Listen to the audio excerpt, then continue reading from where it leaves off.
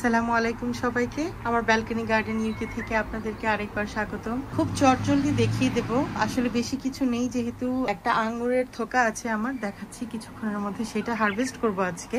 আসলে অল্প অল্প, এত ছোট জায়গায় যতটুকু পাওয়া যায় সেটাই আমি সবসময় বলি আলহামদুলিল্লাহ। তো চটজলদি আপনাদের দেখিয়ে দিচ্ছি।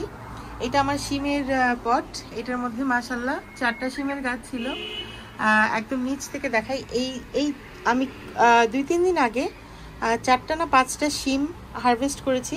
সেটার কারণ হলো নিচ থেকে যখন শিমগুলো একটু বড় হয়ে যায়, সেগুলো যদি না তোলা হয়, উপরে যে ফুলগুলো থাকে, যেমন এই যে এগুলো, অথবা এই যে ছোট ছোট দেখেন অসংখ্য এরকম আছে উপরে, তারপর ভিতরের দিকেও আছে, ওইদিকে এদিকটাতে কোথায় যেন দেখেছিলাম, এখনো দেখা, ওই যে ভিতরে ওইখানে আছে, তারপর এই পাশটাতে আছে মাশাআল্লাহ দেখেন। আর এদিক দিয়ে অনেক ফুল আছে, এই যে এদিক দিয়ে অনেকগুলো ফুল আছে আলহামদুলিল্লাহ। তো আশা করছি, এখনো ওয়েদারটা এত বেশি ঠান্ডা হয়নি, মাঝে খুব ঠান্ডা পড়েছিল, এখন আবার সুন্দর একটু গরম গরম ভাব আসছে। তো আশা করছি এগুলো ডেভেলপ হবে। তো এগুলো একটু ডেভেলপ হলে আমি ছিঁড়ে ফেলছি, যেন উপর এই গাছের সবটা এনার্জি গাছ উপরের দিকে দিতে পারে, আর এই ফুলগুলো আর এই শিমগুলো ডেভেলপ হতে পারে। 3-4টা করে আমি জানি যে বেশি কিছু হয় না, আমি ছিঁড়ে একটা বক্সে করে ফ্রিজে রেখে দিয়েছি। ইনশাল্লাহ 1 সপ্তাহের মধ্যে আরও কিছু হারভেস্ট করতে পারবো, তখন একসাথে মিলিয়ে একটা কিছু রান্না করা যাবে। আসলে ছোট্ট একটা বারান্দা বাগান থেকে এর চেয়ে বেশি কিছু এক্সপেক্ট করাও ঠিক না। একটা পটের মধ্যে 4টা গাছ, এর থেকে বেশি আমি আসলে কী বা পাবো। আগামী বছর আমি চিন্তা করেছি 4টা গাছ না লাগে আর একটু বেশি লাগালে কেমন হয়, দেখা যাক, আর একটু ভরপুর হবে মাচাটা, ইনশাল্লাহ আবার চেষ্টা করব। তো এই হচ্ছে আমার শিমের গাছগুলো, আর মাশাআল্লাহ দেখেন অসংখ্য শিম আছে উপরে। দোয়া করবেন যেন এগুলো প্রপারলি ডেভেলপ হতে পারে। এটাতে আমার ধনিয়া পাতা ছিল, অল্প কয়েকটাই হয়েছিল, সেদিন হারভেস্ট করেছি, আর এই যে অবশিষ্টগুলো এইভাবে রেখে দিয়েছি। মাশাআল্লাহ দেখেন লাল শাক আসলে এখানে বেশি নেই, খুব ছোট ছোট অনেকগুলো আছে, আর বড় কয়েকটা, অল্প কয়েকটাই হয়েছে। কিছুই করার নেই, এই বছর কারোই তেমন কোনো মানে ভালো হয়নি বাগান, আল্লাহ যতটুকু দিয়েছেন তারপরেও আলহামদুলিল্লাহ। এটা আমার ডালিমের চারা, পানির অভাবে একদম শুকিয়ে গিয়েছিল, কালকে প্রতিটা চারাতে পানি দিয়েছি। বড়োয়ের চারা, এখানে আরেকটা ডালিমের চারা। এটাতে আমি ডাটা শাক লাগিয়েছিলাম, কিন্তু কিছু মানে এরকম ছোট ছোট হয়ে এখনো জানি না কি হয়েছে এটার ভিতরে। আসলে কোনো সবজি, এবার ধনিয়া পাতা পর্যন্ত আমার হয়নি।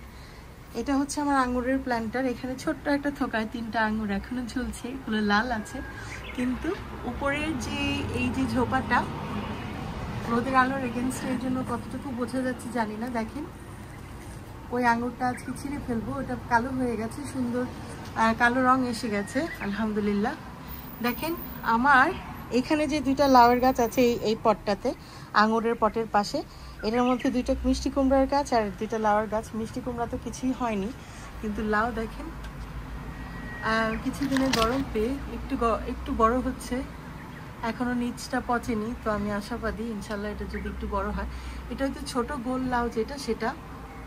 আর এখানে আরেকটা, এখন আমি জানি না যে এই 2টা একই চারার কিনা, কিন্তু দেখেন মনে হচ্ছে যে সোয়েল আপ হচ্ছে, মানে একটু বড় হচ্ছে, আগে থেকে একটু বড় হয়েছে। দেখেন আমার হাতের উপর রাখলে বুঝতে পারবেন কতটা বড় হয়েছে।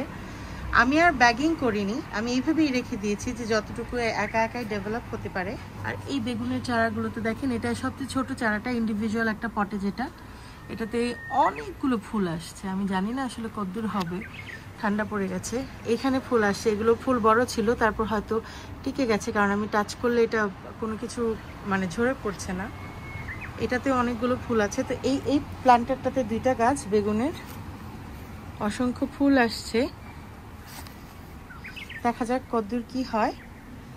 আর সামনের ফুলগুলো তো দেখিয়েছিলাম, একদমই মরে মরে গিয়েছে। এখানে আমার আরেকটা ডালিমের চারা, আনারের চারা যেটাই বলেন, খুব সুন্দর হয়ে এখনো আছে। তারা শীতের সময় পাতা সব ঝরিয়ে দেবে, আবার ইনশাল্লাহ সামারে আসলে আবার একদম রিভাইভ করে, খুবই ভালো লাগে দেখতে। এটার ভিতরে আমার একটা মিষ্টি কুমড়ার চারা আর একটা লাউয়ের চারা।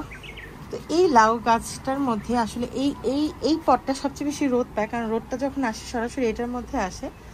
এটার মধ্যে মরা পাতা, এই যে ঠান্ডায় পাতা মরে গেছে অনেক, কিন্তু অসংখ্য এখনো ছোট ছোট দেখেন লাউ আসছে, এটাকে সেদিন পরাগায়ন করে দিয়েছি, জানি হবে না, তারপরও আল্লাহ আসলে আল্লাহ চাইলে কি না হয়। তো সেই একটা মানে কি বলে, একটা বাগানীদের একটা সরল মন নিয়ে তারপরেও পরাগায়ন করে দিয়েছি, যে আল্লাহ যেহেতু দিয়েছেন আমি করে দিই, না হবে না হবে সেটা আল্লাহর হাতে ইনশাল্লাহ। এইটার বলার আসলে আরেকটা কারণ দেখেন, জানি না কত দেখা যাচ্ছে, এই লাউটা দেখতে সবচেয়ে সুন্দর হয়েছে, এখনো বড় হচ্ছে, জানি না কতটুকু বড় হবে, আল্লাহ আল্লাহ করে যদি ওয়েদারটা আরেকটু ভালো থাকে। তো যখন আমি এই বাংলাদেশ থেকে এসেছিলাম তখন বেশ ঠান্ডা পড়ে গিয়েছিল ইংল্যান্ডে, সবাই একদম মানে ভেবেছিল যে এই শেষ বাগানীদের বাগান করা এই বছরের মতো, আর কিছু হবে না। কিন্তু আমি আশা ছাড়িনি, আসার 2-3 দিন পর এই যে যেই 3টা লাউ দেখালাম এখানে, তারপর ওই যে ওইখানে একটা, এই লাউটা, আর একদম উপরে যেটা আমার আঙুরের ঝোপার ভিতরে, এগুলোকে আমি পরাগায়ন করে দিয়েছিলাম। তারপর আরও কিছু দিয়েছি, সেগুলো মরে গেছে, কিন্তু এই 3টা মাশাআল্লাহ টিকে গেছে এবং রয়ে গেছে।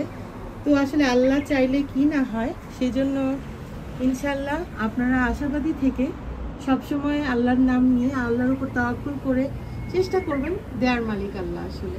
বিসমিল্লাহির রহমানির রহিম।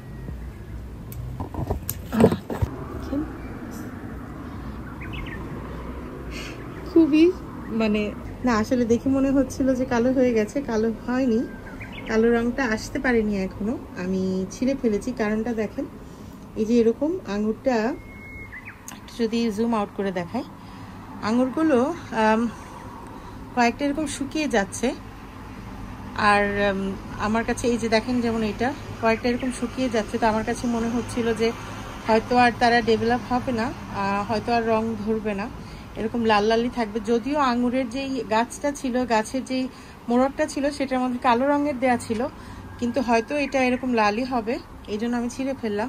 আর আমি যেটা বলছিলাম, আলহামদুলিল্লাহ ইউকের একটা এরকম ঠান্ডা বারান্দা বাগানে আলহামদুলিল্লাহ লাল শাক করা, তারপর শিম করা, তারপর ছোট্ট একটা বারান্দা বলে নিচ্ছি, তারপরে যে এরকম মাশাআল্লাহ সুন্দর সুন্দর শেপ যেটাই হোক আলহামদুলিল্লাহ এরকম লাউ হয়ে যাওয়া, মানে এটা আমার কাছে খুবই একটা অনেক বড় প্রাপ্তির মতো মনে হয়।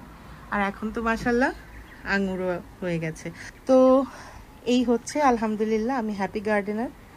আশা করি আজকের ভিডিওটা আপনাদের কাছে ভালো লেগেছে। আল্লাহর কাছে আপনাদের জন্য অনেক অনেক দোয়া রইল, আল্লাহ আপনাদের নেক হায়াত দান করুন, আল্লাহ আপনাদের সবাইকে অনেক ভালো রাখুন। আজকে এই পর্যন্তই, আসসালামু আলাইকুম।